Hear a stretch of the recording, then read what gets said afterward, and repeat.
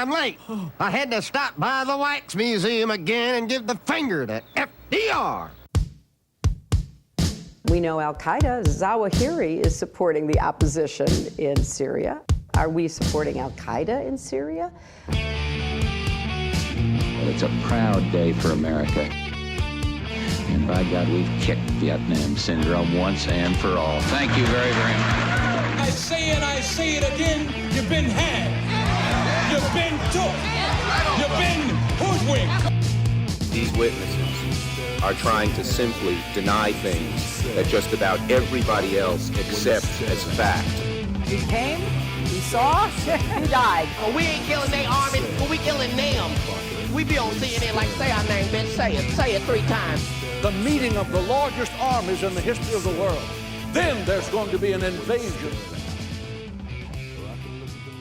All right, you guys, introducing John Kiriakou. He's former CIA, but he seems all right, mostly.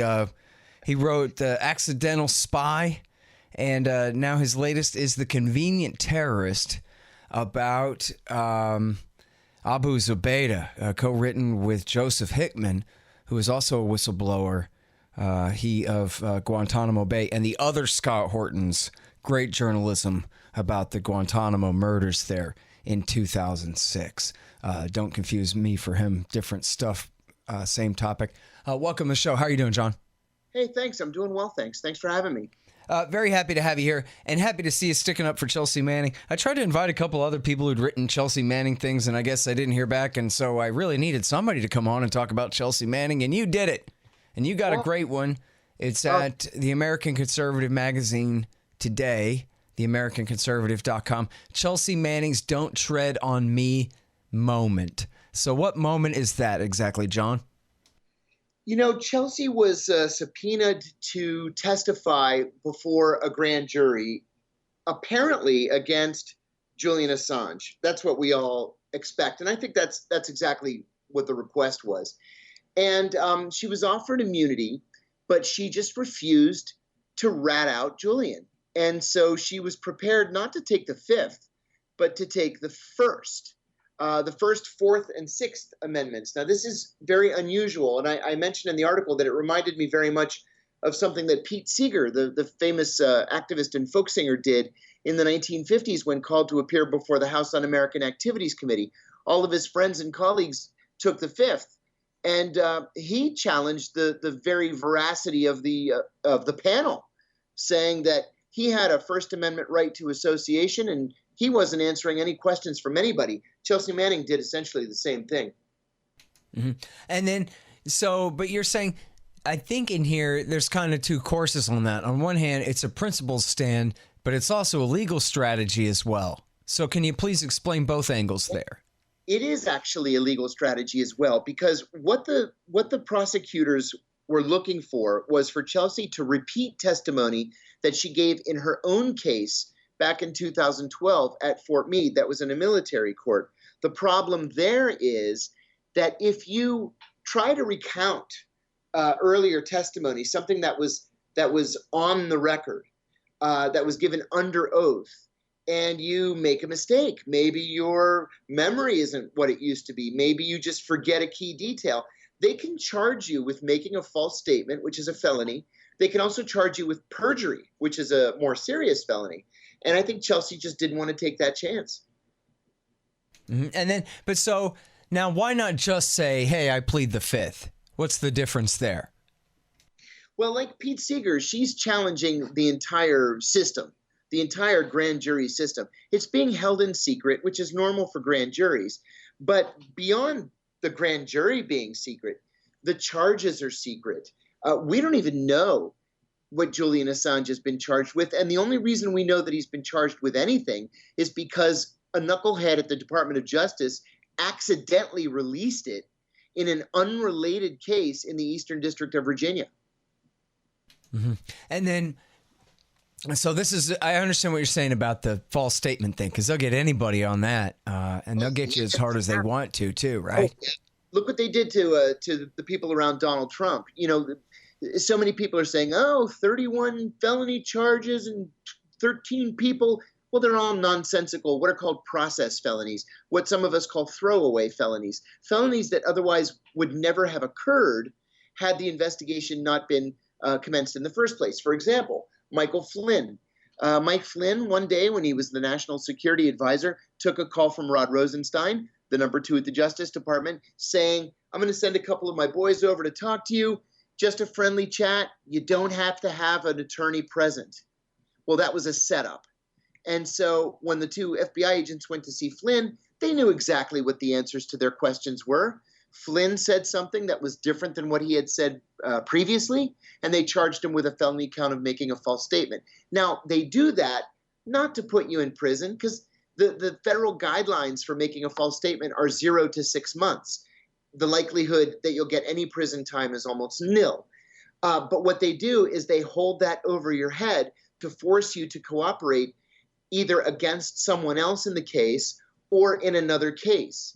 And so you have a choice. You can either turn rat and maybe get this thing lifted from your record, or you could double down and just take whatever they give you. It's not a very nice choice.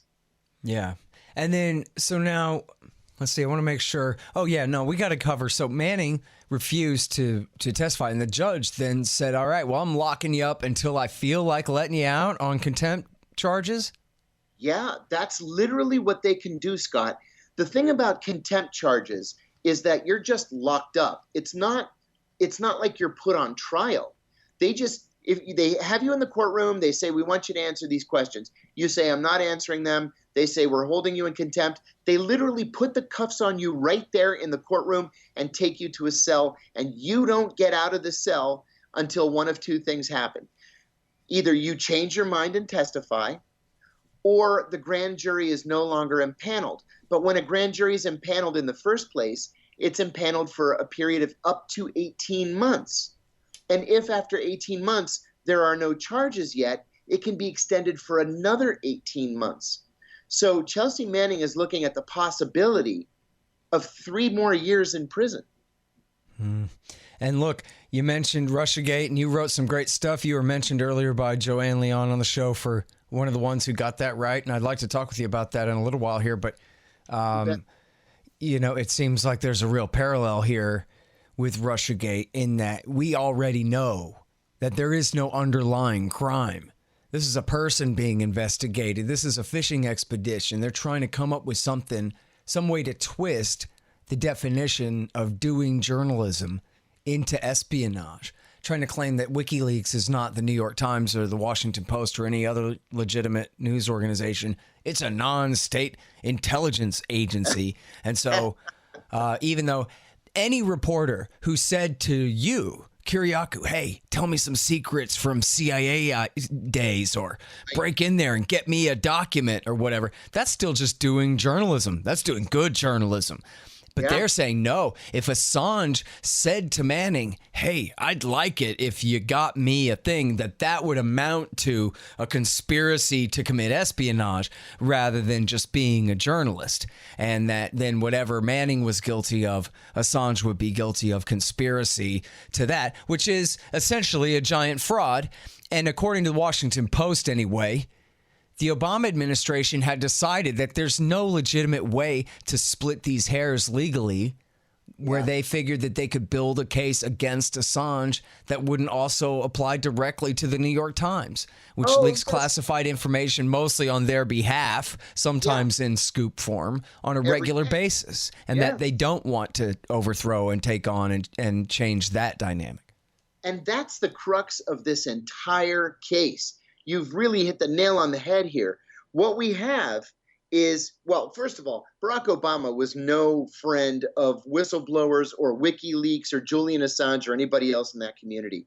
So for the likes of Eric Holder to come to the decision that WikiLeaks couldn't be prosecuted without also opening up pretty much every mainstream media outlet to criminal charges as well says a lot. That Donald Trump is willing to do it says even more, because I think you're exactly right. WikiLeaks is a journalistic organization. Julian Assange is a journalist. He's one myriad journalistic awards. He is not, and WikiLeaks is not a non-state intelligence service, which is what Mike Pompeo said when he was CIA director.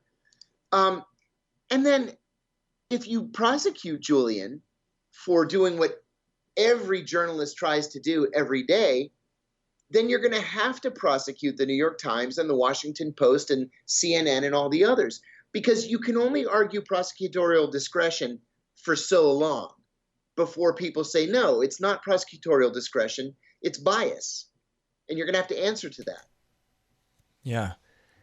Well, and so, Manning right now, there's all these rumors, and I have not had the time, I swear, this week to nail down the veracity of what all is going on here, but there was at least a threat that he was going to be kicked out of his sanctuary there, which is apparently serving much more like a solitary confinement, prison-like experience for him, just like Manning. Something we left out about Manning, I'm sorry that we skipped, is being held in solitary here. Yes. Or at least was being held in solitary. Is that right? Yeah, she was released yesterday from solitary. Thank goodness. And this is someone who has been a legit suicide risk in the past, too.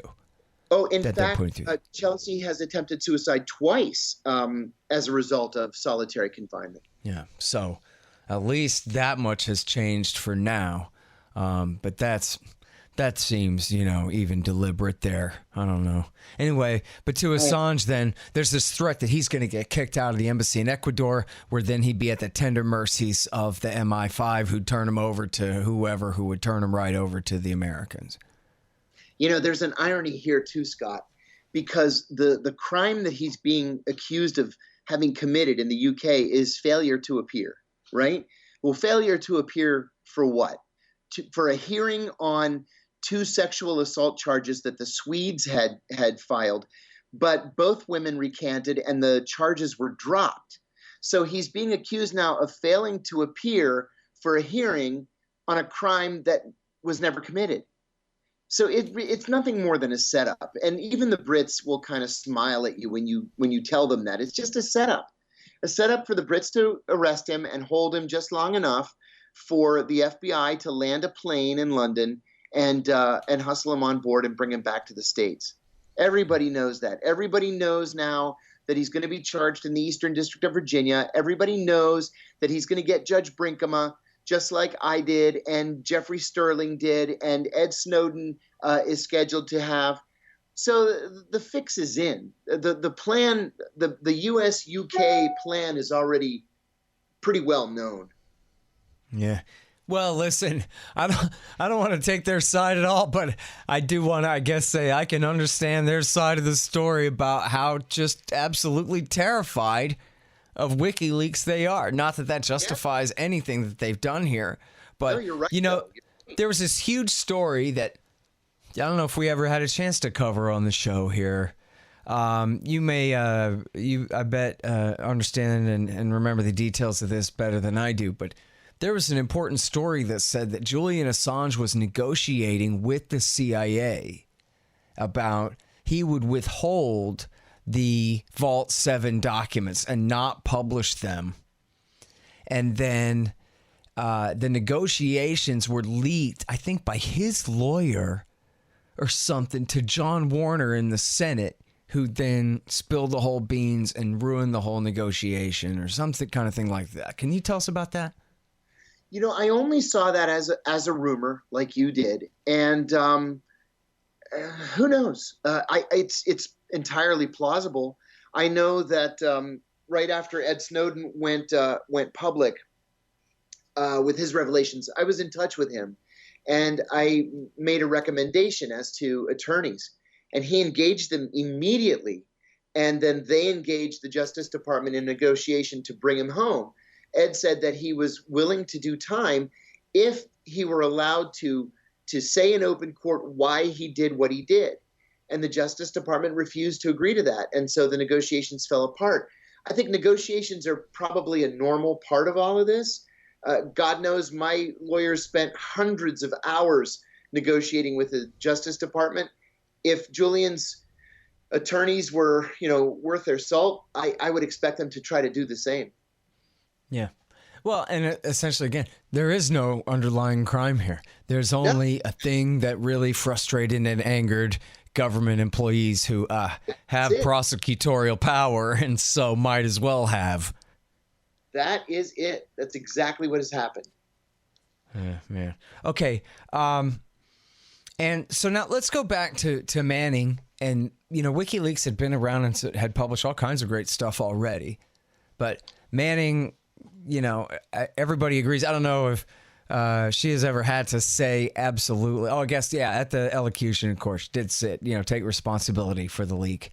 Right. Tried to deny it for the longest time for defense strategy purposes. But so we all know did the leak of the Iran and Iraq war log. The Iraq and Afghan war logs, and the Iraq war logs, including the collateral murder video, as well as the Guantanamo files. Not Andy Worthington's book, but some other Guantanamo files.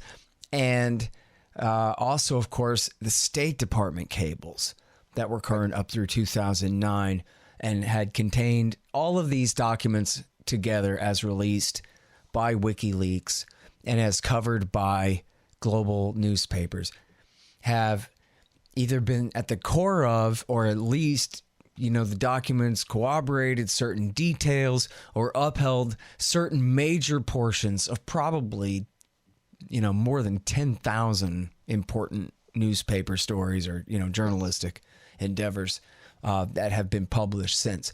And it's on such a regular basis. We see it all the time and don't even think about it. That, based on the WikiLeaks, State Department cables say this, that, the other thing. That 100% of the time, that's Chelsea Manning did that. We finally got even the State Department version of April Glaspie's briefing with Saddam Hussein on July 25th, 1990, when she told him that we don't care if he invades Kuwait or not, and everything. So this is someone, as you say, the headline here, Chelsea Manning's "Don't Tread on Me" moment. This is another "Don't Tread on Me" moment, where this is someone who has sacrificed everything already, was facing and was sentenced to a term of 35 years in prison, and knew good and well that it could have been a lot worse than that going into it, who is now again saying, "Sorry, Your Honor, do your worst because I'm not giving in." Yep. And I mean, this is really huge. And you know what? I think you even say in the article, John, they're like, Chelsea might annoy you. And I think, I had to quit following her on Twitter because I think, you know what? I wish she would just stick to talking about Iraq war logs and stuff. That's her area of expertise anyway. But so what, right? It's sort of like what you're saying here is the over personalities aside, overall description of job performance and heroically liberating documents and then standing up for truth and standing up for Assange with this kind of integrity, that says everything and nothing else matters compared to that. Oh, yeah. I did say in the piece, you don't have to like Chelsea. You don't have to want to go out and have a beer with Chelsea to know that Chelsea's right. And another thing, Scott, you look at Chelsea Manning. We all agree. Fewer emojis, Chelsea. Fewer emojis. But anyway, no, I'm sorry. Go ahead. We do agree. Yes, please cut the emojis. I can't handle it anymore. Although I did very much enjoy her feud with what's that idiot actor, James Woods. That was a lot of fun. I had missed that one. I quit Twitter in time, thankfully. But anyway, go ahead.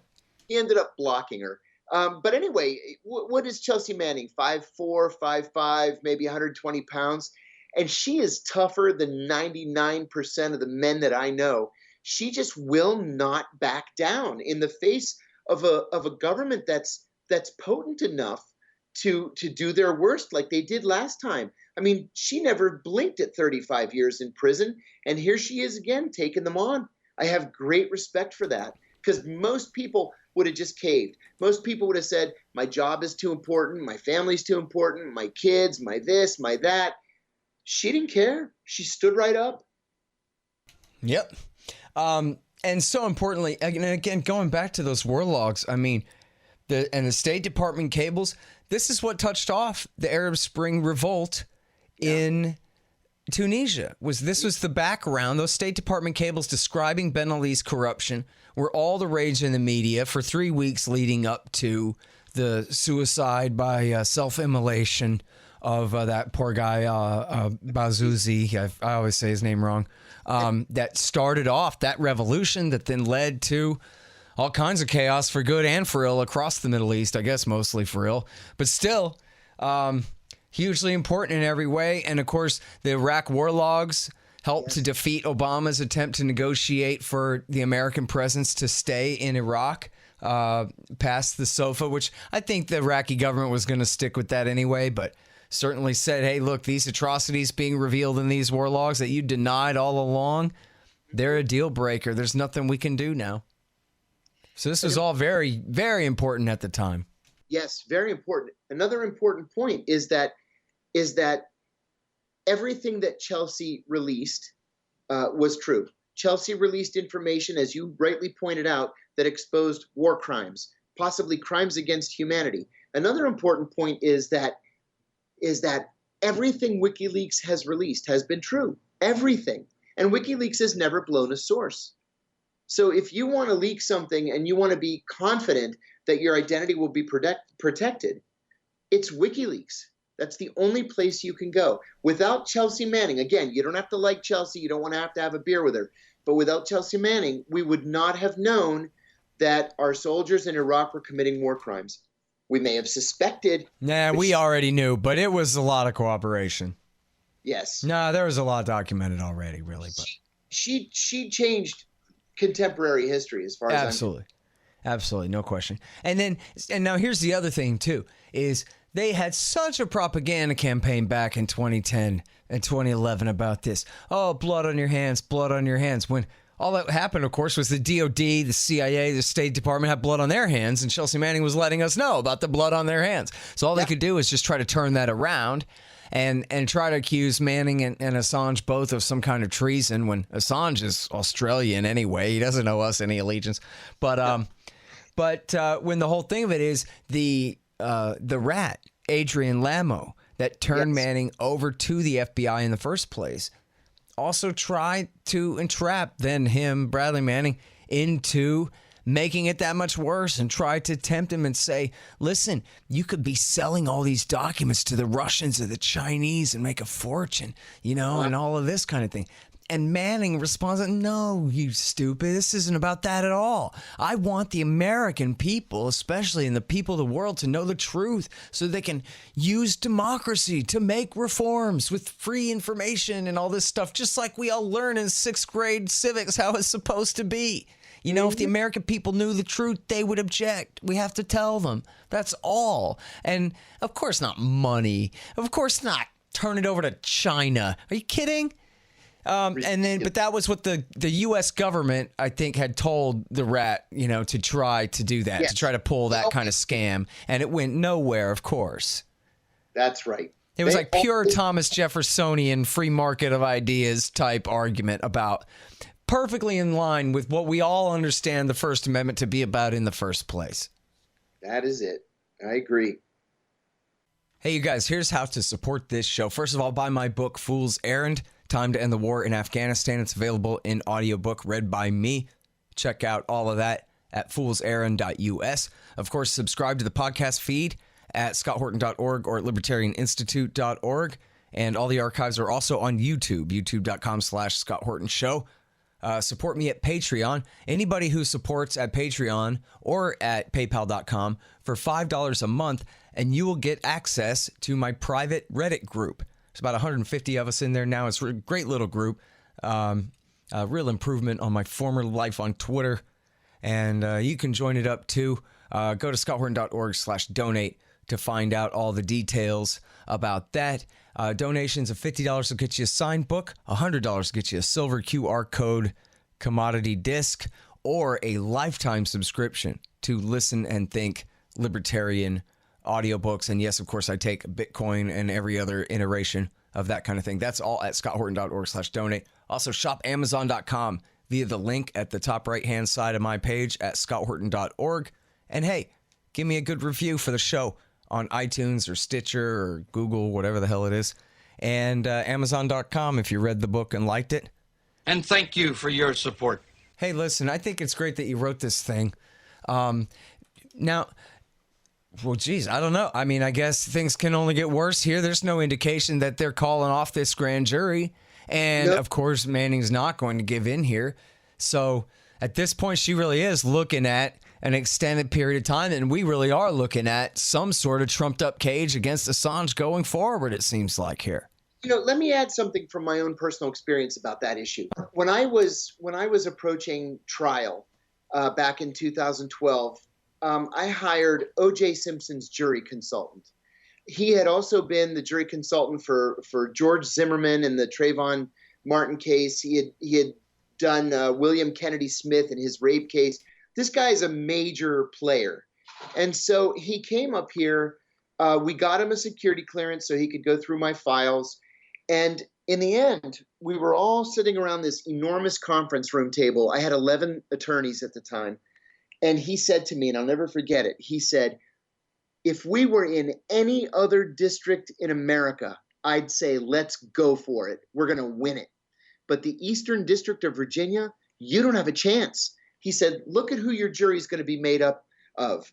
Either employees of or relatives of employees of the CIA, the FBI, the Defense Department, the Department of Homeland Security, and intelligence community contractors. You don't have a prayer. Yep. And that's it. He was right. And anywhere else, you'd be up against a bunch of cops' wives anyway, right? But this is way worse. This is way, way worse. And that's why no national security defendant has ever won a case in the Eastern District of Virginia. And then couple that with the fact that Judge Brinkema is a hanging judge and just simply won't allow you to mount a defense. You don't have a chance. If the government's not willing to deal with you, you're going to go to prison for a very, very long time. This is a real thing, man. We're going to have to figure something out because there's been a few great articles, but somebody has to do something to intervene here to get the judge to just intervene and just say, Manning, you're off the hook for this trial. You're not going to squeal. You're not going to squeal something because I don't know. I'm really worried about this person. And man, just think how I'm being selfish on behalf of the USA for all future history here. Just think of how ugly America's going to look if Chelsea Manning kills herself in prison or shortly after getting out or something from breaking under this kind of pressure. Just think, I mean, this is just crazy that this is going on. Especially when, you know what, rush or not, and I think not, Trump does owe WikiLeaks the election. You know what? They've really helped out. And that might be, Hillary shouldn't have threatened to kill Assange, and maybe she would have not found herself in that position. Maybe she would have anyway. But I agree with that. But, Trump, of all people, and, Pompeo, as you mentioned, he was head of CIA before he was Secretary of State, and he was campaigning for Trump and praised WikiLeaks for, their efforts in the campaign.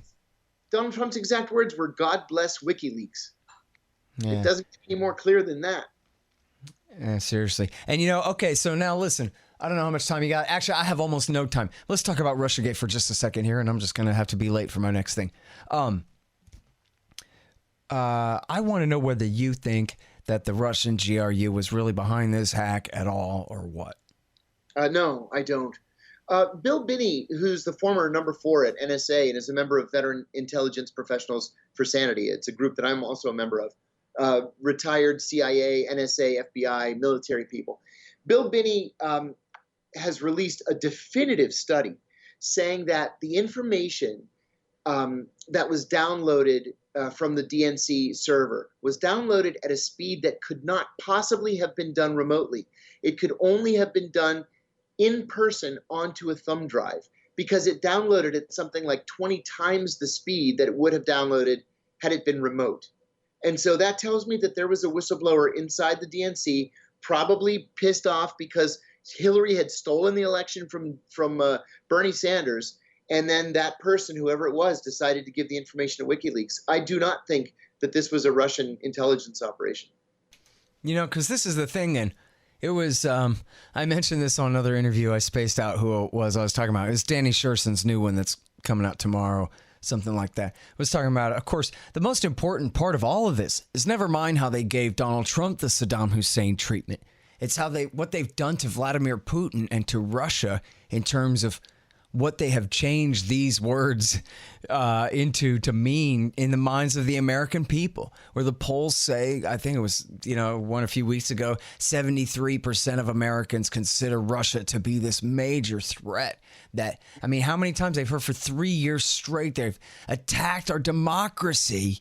It was compared to 9/11 and Pearl Harbor and even Kristallnacht.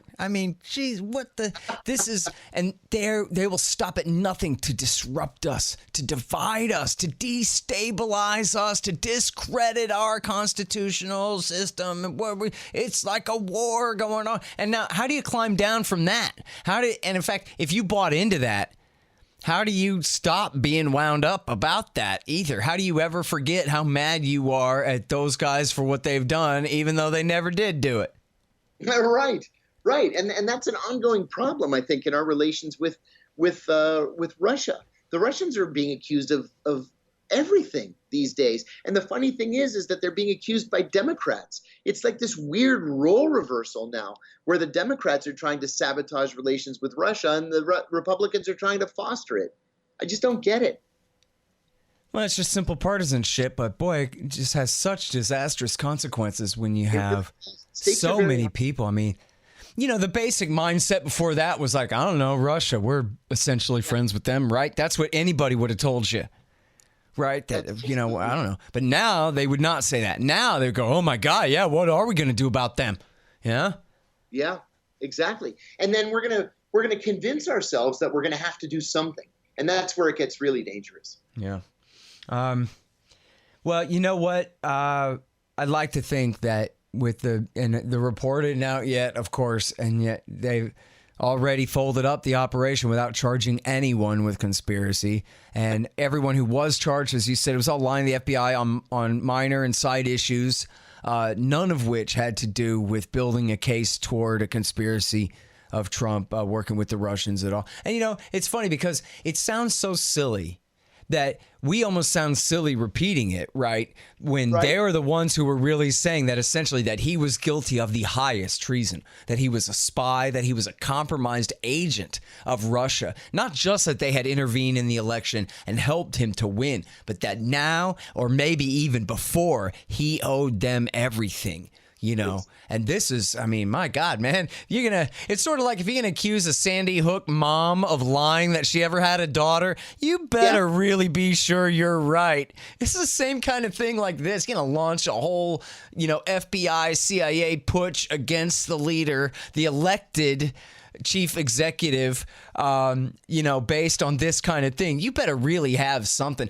I know. I figured out a way to end this with a question. What do you think about Robert Mueller dragging this thing out for 2 years? Because now the Trump side is saying vindicated by Mueller, but they're not saying, hey, man, how come he didn't vindicate Trump, I don't know, a year and a half ago, if not 2 years ago?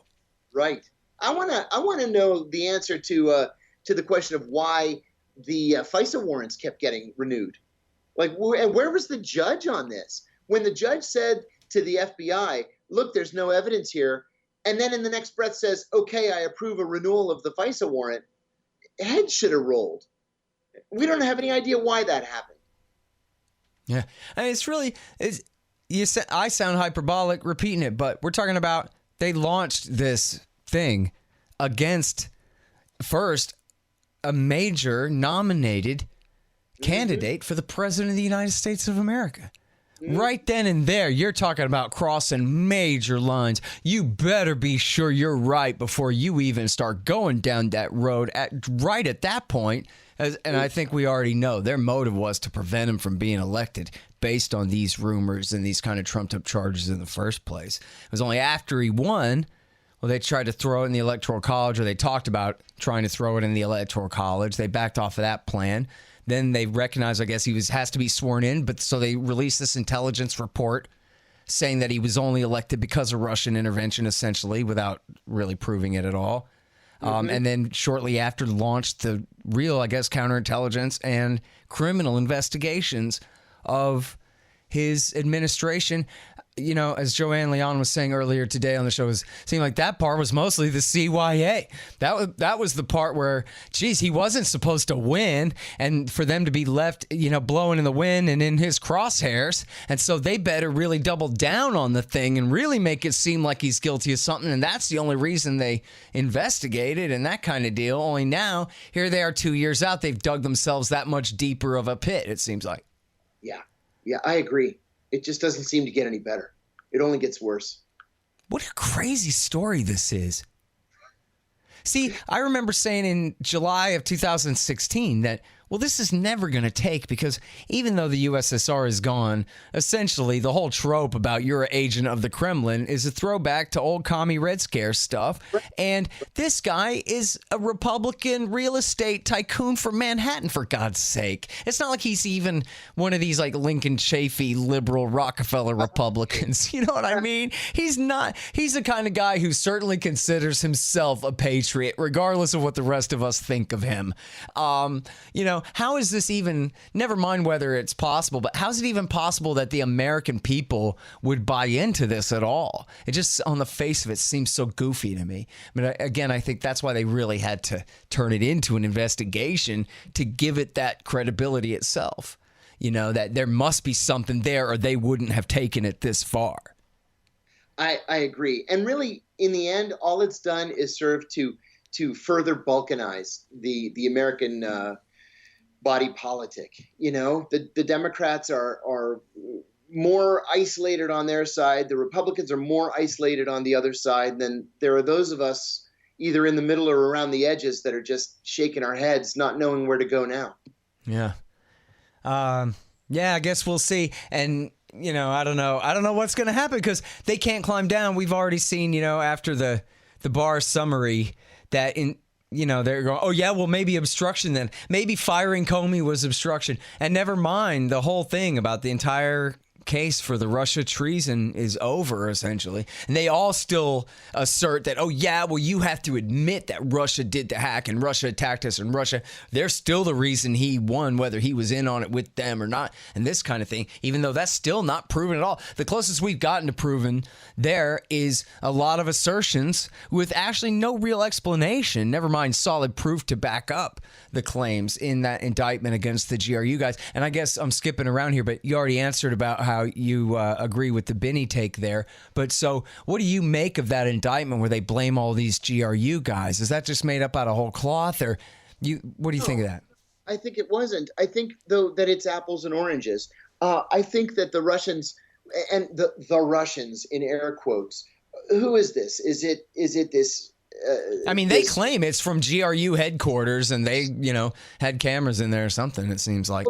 Constantly probing our network systems, just like we're constantly probing theirs. The Israelis do it, the Chinese do it, the North Koreans do it, the Iranians do it. Everybody does it. So we caught them, and it's technically a violation. But does it mean that they were somehow conspiring to get Donald Trump elected president? No.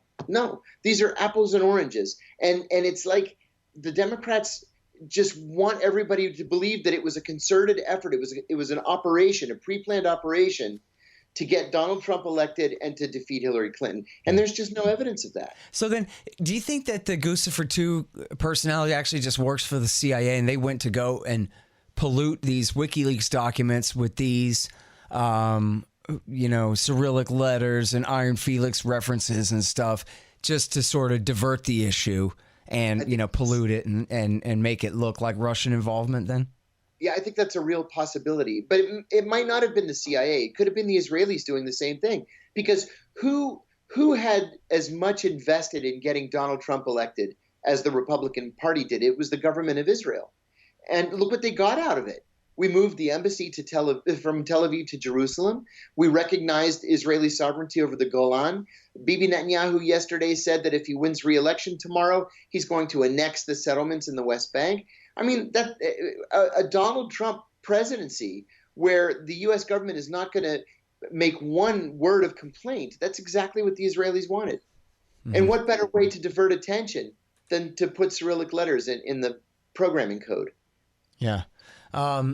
Well, and I mean, in fact, we only have CrowdStrike's word for that even being the case, right? We don't even really know that that's true. Do we? Have they turned that over to any independent examiner yet? No, they haven't. They just want us to take their word for it. Yeah. Well, I said it all along, and I actually ripped this off from my old friend Tim back in 2002 when he said, when you go down the list, weapons and relationships with Nidal Hassan and whatever, this kind of, it's sort of 10 times 0. There's a lot of claims about why we got to invade Iraq, but none of them are good enough. And so really, if none of them are good enough, even the ones that are true, even if we say, okay, maybe he's got one warehouse full of mustard gas or something, start a war over that. So if you took all these things and said, are they, first of all, either true or, good enough for war or not, it's 0 times 10. And that's 0, not 10. And it's the same kind of thing here. We could tell all along. It's just claim after claim after claim, just like a bunch of Michael Ledeen on TV in 2002 over just, here's a bunch of stuff. You can't sort through it all before we take action based on it, essentially. That's it. That is it. And then, so what's funny, though, is I guess at the end of the day, they had to either put up or shut up, and Mueller didn't dare put up something that he wouldn't be able to actually make a case out of. And so, what a wimp, kind of, right? After all of this, after dragging this out, and that does seem like the thing that's actually people aren't controversializing enough, is that he dragged this out so long. And we're talking about not just Alger Hiss or some schmuck being accused. He was guilty, by the way. But we're talking about the President of the United States under a cloud of suspicion of treason. And this former FBI director of all this stuff or whatever let this go on for 2 years. In the Bob Woodward book, I'm sure you know, he talks about how Trump from the very beginning told his lawyer Dowd to give Mueller and his team everything. I don't have a damn thing to hide. This thing is not true at all. I don't care. Give them everything. You have 100% carte blanche. No invocation of executive privilege. No hiding behind lawyer tricks. Here's everything because it's not true. Everybody knows that. And that book came out at least, a year and a half ago, something like that. I mean, it did. So that's the part that really does need to be investigated. Trump wants to cite Mueller now, of course, for his vindication, which I guess is fair enough. But he has a lot to answer for even allowing this thing to continue, it seems like.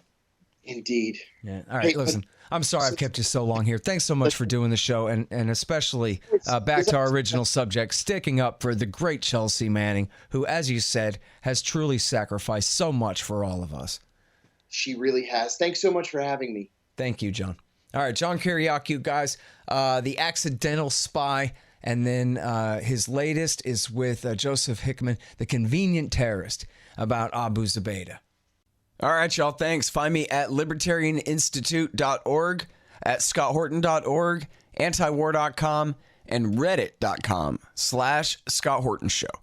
Oh, yeah, and read my book, Fool's Errand, Time to End the War in Afghanistan, at foolserrand.us.